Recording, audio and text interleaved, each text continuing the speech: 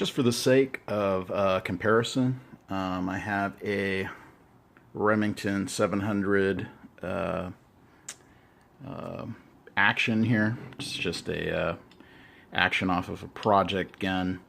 I've owned so many of these over the years. Just for comparison's sake, take a look at the size of a Remington 700 action, which is essentially a Mauser action, a simplified Mauser action, compared to the R93. It is massive.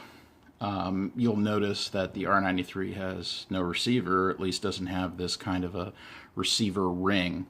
And of course it's not a rotating bolt like the 700 is, but if you take a look at just the size comparison, you'll see that the Blaser design is so much simpler and so much more elegant and so much more compact. And the inside of these Blaser bolt bodies, it's more like a pistol than it is a rifle, in the sense that it is extremely complex and extremely fine, small parts.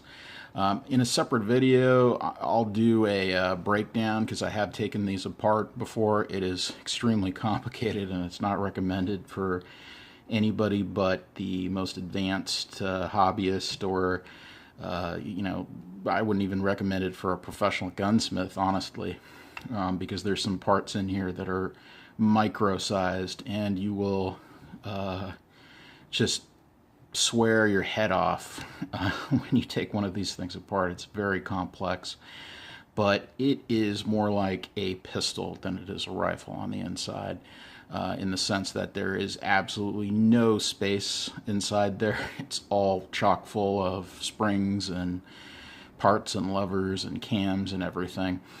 Plus, it's I don't even want to call it a pistol, really. It's more like a Swiss watch, and that's the level of engineering that Blaser had to pull off in order to make this series of rifle possible, because when you go this small and you have this tiny of an area to work with, you better be super precise and very complex to be able to pull something like that off.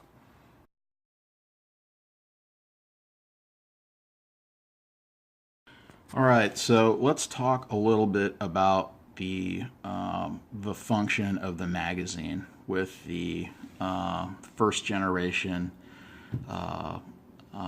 Blaser tactical rifles.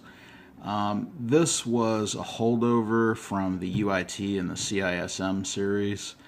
Essentially, those disciplines were both a single shot and a 10-shot magazine. So the 10-shot magazine in this LRS is essentially the same as the CISM. The UIT just came with like basically it was a block, it was a mag block with a sled at the top of it. So there was no multiple rounds, and you really didn't have to worry about that system at all. You just plugged it in and that was it. With the CISM, feeding the R93 action from a detachable box magazine was no small task.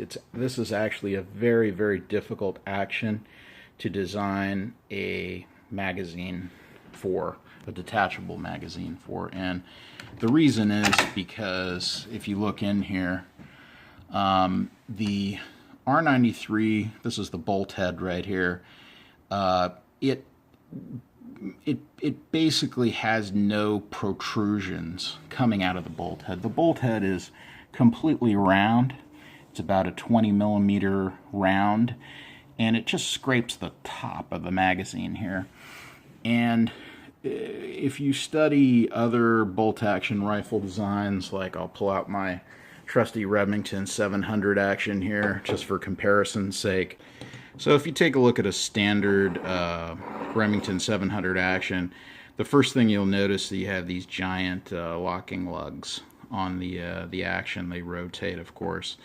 And one thing that they allow you to do is they allow you to get rid of a lot of the bulk of the action when feeding from a magazine. So with a Remington 700, the magazine will come up right up to this lip right here, and then the bolt will come across and strip a round off the top. It'll bottle inside the the receiver and inside the barrel, and then it'll be pushed in and then locked into place.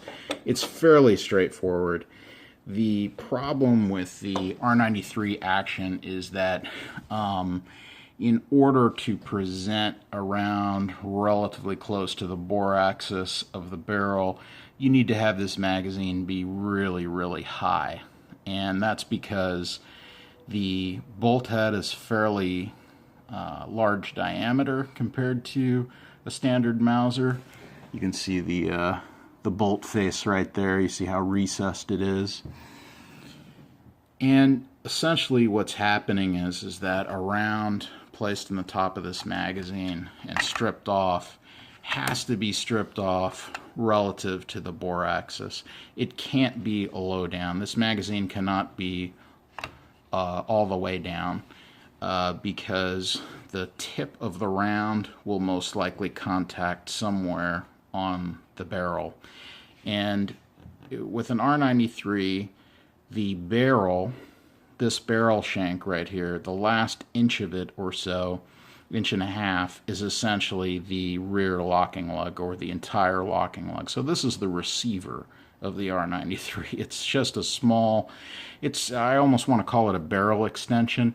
Kind of think of an AR-15 or something like that, and where you have the bolt head lock into the barrel extension. But of course this is all forged as a same piece. It's cold hammer forged. Okay, so the way this action works in terms of being fed from the magazine is that the round sits in top of the magazine, and then the bolt head comes across, it strips a round off, and then when it gets to this point it actually hits the feed lips, and the feed lips are slant cut in the rear, and there is another slant cut on the bolt body that acts as a kind of a canning mechanism, and then the actual magazine dives down. So it's literally moving inside the magwell. It raises up to be able to get the round in line with the chamber and give you a completely smooth feed, and then it ducks down when the bolt body pushes against it, and it's spring fed in here. The magazine catch actually sits on a spring, and the magazine, as it's traveling up and down, it only travels about, I don't know, I'd say about 5 millimeters or so. You can actually see from the bottom of the rifle, oops, you can see how this works. As the magazine is put into battery, you see how the magazine actually moved down there, and as I open the action, you see how it moves back up, and you see how this mag catch, which is what is actually providing the spring tension, allows the magazine to move up and down. And it's a very complicated system. I'd say you have to keep the magwell extremely clean and free of dirt at all times. Plus, it's fairly difficult to load. I mean, it's when you have the action open, you can't really get at the you can't really release the magazine very well. It's kind of under spring tension. You almost have to put your hand in through the top of the magwell and push it out manually when it's in the open position. And then when it's in the locked position, just lock that. Now it's a lot easier to take out. You basically just pull it straight out, and that's what these finger grooves are for here. The magazine is pretty unremarkable in and of itself. It's just a standard kind of box magazine. It does have a Mauser type leaf spring instead of a coil spring. And at the front here you can see that there's a bullet ramp, and you can actually see on this bullet ramp, this is a well-used magazine, that the bullets have actually gouged a little bit into it. But it's a piece of plastic. Basically it also allows the round to come up, strip off the top here and be angled into the chamber directly. And one of the advantages of this design, and probably the main reason why they used it, is because this was a competition rifle, and competition guys do not like actions that really brutalize their cartridges as they're being fed into the chamber. And this action, combination of this plastic or composite material follower and this composite bullet guide, the fact that it's raised up and presenting the round almost directly into the chamber, it does not mess with the bullet or the casing at all. I shoot a lot of precision rifles. I've owned a lot of precision rifles over the years, even customs, and it's absolutely amazing what those guns can do to, what a Mauser action can do to a bullet. If you feed that thing in there real fast and for whatever reason you don't fire the round, then take the round out, take a look at your bullet and take a look at all the little hairline scratches that are all over the place. That's something that competition shooters, precision shooters hate, and they work tirelessly to try to get it to feed perfectly and not have those problems. So this was Blaser's solution to that problem, is essentially have this magazine elevator and be able to strip a round directly into the chamber, and basically the round, as it's stripped off of the bolt head, is almost exactly in line with the bore axis. So it's a very very gentle system in terms of loading the round into the chamber.